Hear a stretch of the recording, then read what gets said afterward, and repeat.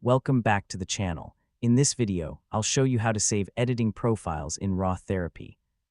Editing profiles let you save your adjustment settings so you can quickly apply the same edits to other photos without starting from scratch. It's a great way to save time and keep your edits consistent. Let's get started. First, open RawTherapee on your Windows PC or laptop and load the photo you've already edited. Make sure you've finished adjusting settings like exposure, white balance, contrast, sharpness, noise reduction, and any other edits you want to include in the profile. Once you're satisfied with the result, look for the *processing profile * panel in the editor. Here you'll find options for managing your editing profiles.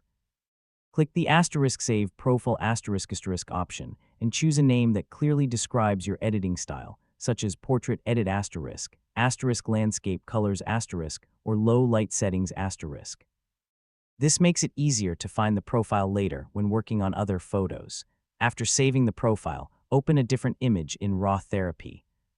Go back to the *processing profile * section, click *load profile *, and select the profile you just saved. Instantly, all of the saved editing settings will be applied to the new photo. If needed, you can make additional adjustments after applying the profile. Every photo is different, so you may want to fine-tune the exposure, white balance, or crop while keeping the rest of the saved settings. Using editing profiles is especially helpful when you're editing a large collection of photos taken under similar lighting conditions, as it speeds up your workflow and keeps your results consistent.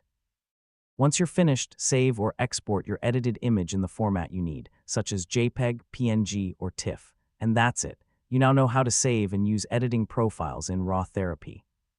If this tutorial helped you, don't forget to like the video, subscribe to the channel, and turn on notifications for more easy photo editing tutorials. Thanks for watching, and I'll see you in the next video.